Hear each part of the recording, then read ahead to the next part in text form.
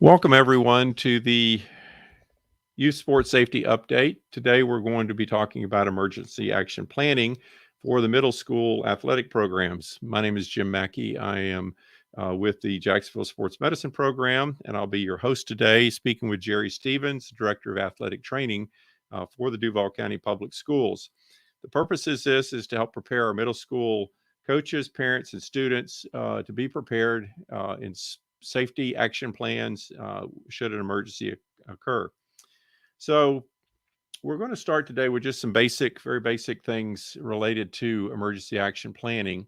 And we'll begin with Jerry Stevens just talking about what are some of those basics. Thanks, Jim, and thank you for the opportunity to put this valuable information and make it available to our athletic directors, coaches, and parents at the middle schools. The basics are, obviously the best place to start. And what are the basics? The main thing that you want to know and want to have in place is that you have a plan and who is going to be part of that plan and what role does each person within your plan have. So, as it says on the slide, who, what, when, where, who to call.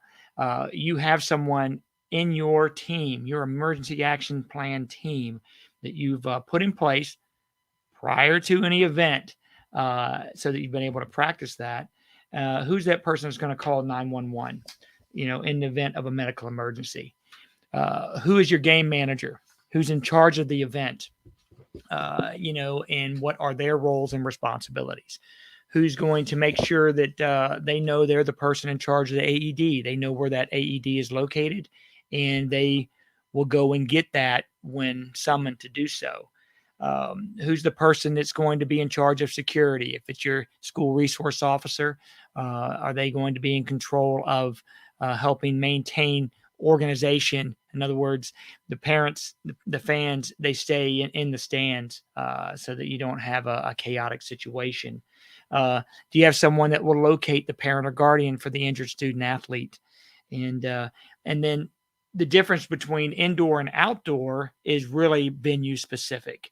So if we start with our indoor athletic events, your basketball, your volleyball, there should be an AED located in an obvious location there in the gym. Familiarize yourself where that AED is located prior to the event taking place. And then where are the exits and entrances? How are the emergency action, the emergency medical personnel going to get to where you are? Being able to have someone that's on the phone that called 911 that can explain to the dispatcher, where you're located on campus, the address, everything specific as you can be, so that they can give that emergency crew the most direct route to you. And then having people involved that make sure those doors are unlocked, those gates are unlocked, so they have the quickest access to that location. Okay. We're going to break it down a little bit more specifically at this point because those are good points to start with. But when you think about emergencies, they happen suddenly, they happen quickly, they happen without warning. Um, whether it's a fracture, whether it's a cardiac arrest, or whether it may, heaven forbid, some type of shooting event that may occur. The first and most foremost thing you want to do is to assess the patient, assess what's the problem. But first, really begin with, is the scene safe for everybody? What do we need to do to make sure everybody else is safe and that we're not putting ourselves in harm's way? The second part of that is to assess the patient, to see if there's any loss of consciousness, to see if they're breathing or not, to see if they're unresponsive or responsive to stimulation, to look for any bleeding, look for any joints, bones that might be out of place, and obviously leave them in the place where they're at that time. And is there any profuse bleeding that needs to be addressed very quickly? The second part of that would be to initiate your emergency action plan. So we've got a situation here. Let's activate the emergency action plan, which helps everybody to get into their roles and responsibilities. And Jerry, I'll let you take it from here, where we're going next. If you go ahead and put your next slide up. then we can have that for everyone to look at. So, as Jim, as you just so well mentioned and explained, is you want to assess the patient and your surroundings to make sure that you want to move forward. We're assuming at this point that the emergency medical services are going to need to be called. So we need to, at that point, our person that we designated in our team to make that call, and then the next person, if we need that AED, we're going to go ahead and get it anyway, because you never know, even with any type of situation, if a student athlete goes into shock or there's something else that could cause them. So go ahead and have that AED readily available, and then you're going to direct and you're going to delegate your remaining first responders. And it take a little side note to that is one of the great things about the Duval County Public Schools is all of our coaches and athletic directors have been trained in first aid and CPR, so they can immediately respond to a situation.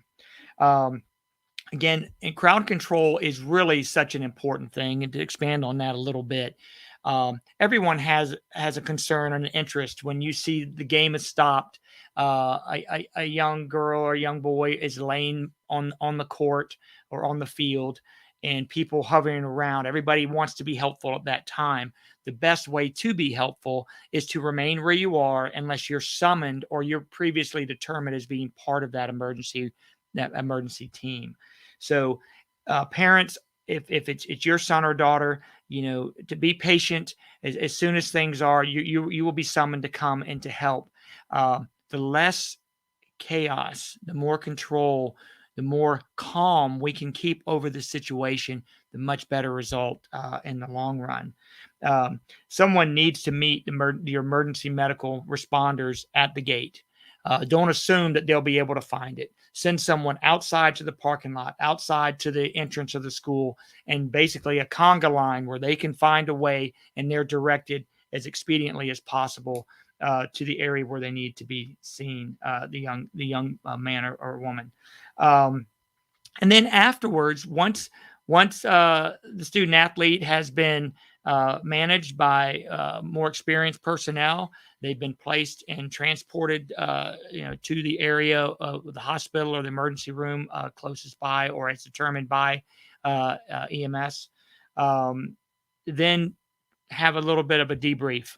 At that point in time, just a quick one, because the game has to resume. So you don't want to take up another 30 minutes doing that.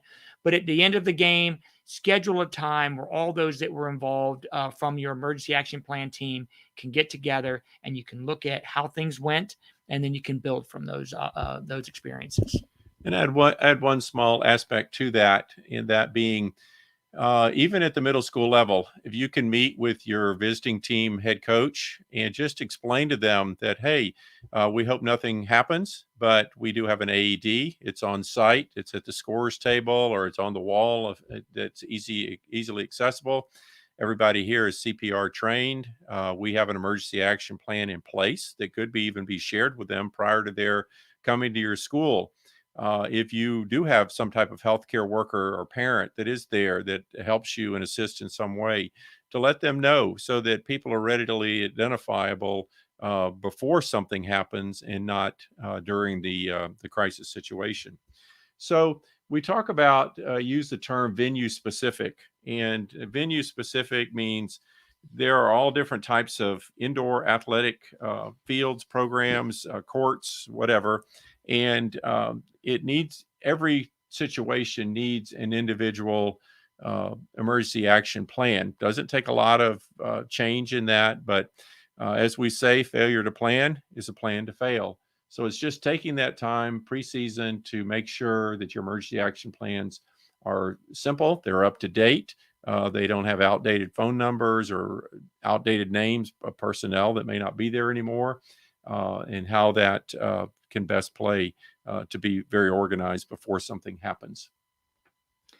So that's a great point. And if possible, I recommend that if you're able to, with Google Maps today, you can pull up a satellite picture of your campus, and to be able to then break it down venue specific to where you have the baseball and softball fields, or the football and soccer field, the track, the swimming pool, and of course just the overall school with where the gym is located highlighted on that. Our athletic trainers at the senior high school level will actually put arrows and direct and modify those Google map images in a way that makes it very easy to follow. And then below that, the contact information. They laminate that, and they post it at all the different venues in a very obvious place to find it. So, and if there's a concession area, there may be one there on the entrance, when you come into the gym, right there on the back of the dugouts or the gate to get into the baseball or softball complex. Same thing with the football complex. And then the coaches as well could have a smaller version of that that's laminated and kept on their person so that they have it if it's a practice setting, because you want to look at things differently. We always talk about an event when there's games going on, but I also want to take a moment to mention that this can happen just as easily at practice. And so it's important that just because it's practice, you haven't prepared for something bad to happen. We don't want that to happen, but we want to make sure that we're prepared when it does. And a lot of times it's important to make sure that mobile AED, we have one that's fixed in the gym. Most schools have one that's in the front office. And our goal is to make sure that every athletic program at the middle school level has a second one that is mobile, that goes with those teams when they go outside to those outside venues for practice or for events. And that way we stay within that 3-minute time frame that's so important that you'll hear about in other podcasts, but the availability to have that AED on site right away. What are the intricacies of your specific venues where you practice and play your events? Is there a double gate that's specific to enter the field of play or the track for the outdoor activities? That's a double gate, that's where they're going to come in. There are other gates, but the EMS team may not be able to get their equipment in through a single gate. They want to come through a double gate. So you want to make sure that's the specific one. The person has the keys that can open that lock and that it is available. There's no parking allowed in front of that gate that would block the egress and of the emergency team. So you want to just think of little things like that that don't seem big at this time, but are a big problem in that situation.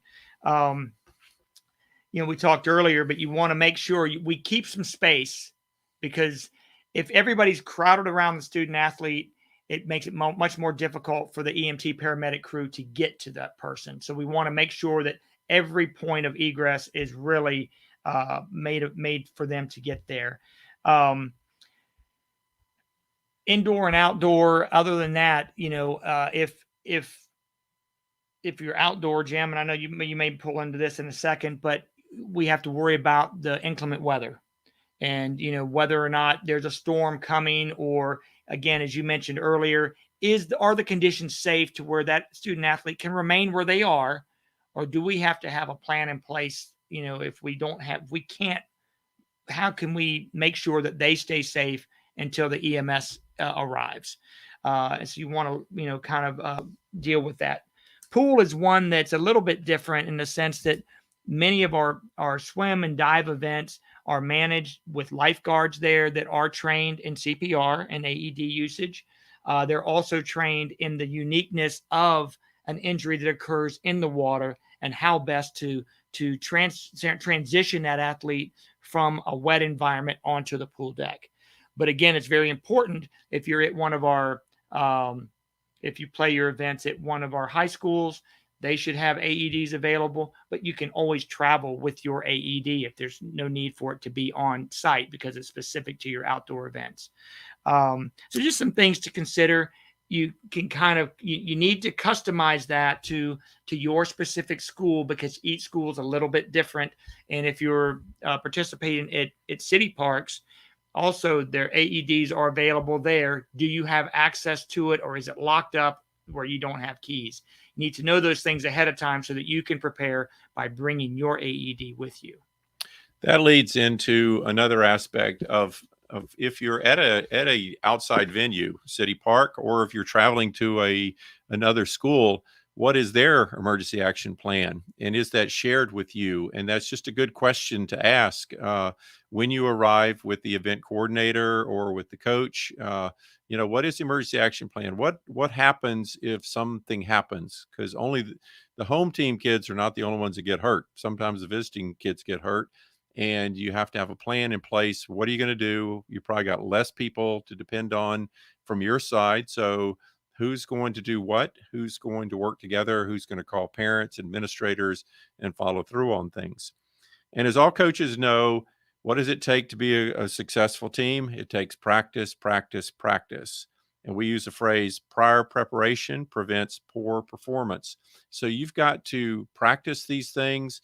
The time to do it is not when it happens, but the time to do it is when you can practice annually prior to each season with your coaches. Involve your athletes, give them a responsibility of what they can do, especially if you're going to be with just a few athletes in a volleyball situation or even a golf situation. If there is middle school golf, if there's not, there are small numbers of participants on some teams, and you need to get everybody involved in that. And then, as we said, yeah. So, you want to post your plan where anybody can see it, because again, anyone can call 911 for you, but not everyone may know what your actual location is.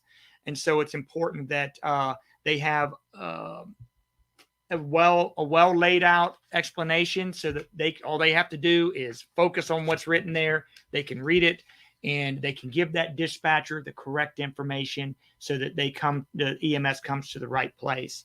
And whether they're on the baseball field, whether on the softball field, whether on the pool deck, whether at the stadium, whether they're in the gym, are they in the dugout, are they in the locker room? All those things are important so that we can, again, decrease that span of time.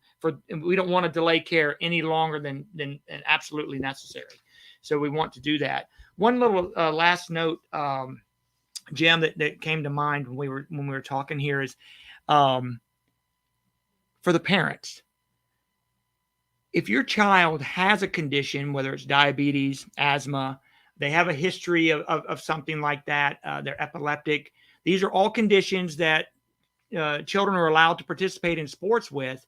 It's very important that you bring that to the attention and make sure it's on that your initial screening with the pre-participation physical form.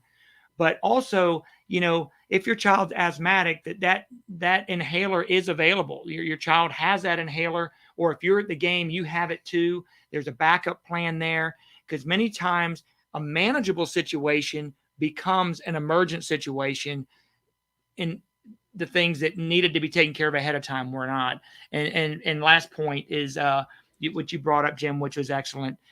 The home team is responsible for knowing what their emergency action plan is, but the visiting team is also going to be part of that plan, because it may be their student athlete that's injured. And so that just little brief meeting maybe with the officials, and you kind of go over a few things and say, this is our plan, this is what we've taken place in the event we have a situation like that. 2-3 minutes, everybody understands what their role is, and it gives everybody a little sense of comfort moving forward with a successful event. Excellent comments, Jerry. And we will post all of these slides in our show notes that you can access with these podcasts. So thank you for joining us today on the Youth Sports Safety Update, produced by the Jacksonville Sports Medicine Program, or JSMP. We are dedicated to youth sports safety through awareness, advocacy, and prevention. Please subscribe to our podcast and check our website at jaxsmp.com for more information. This podcast was also produced in cooperation with the Duval County Public Schools. We thank you for our relationship with them. So thank you. Please stay safe and get your emergency action plan in place and ready to go. Thank you very much. Take care. Bye-bye.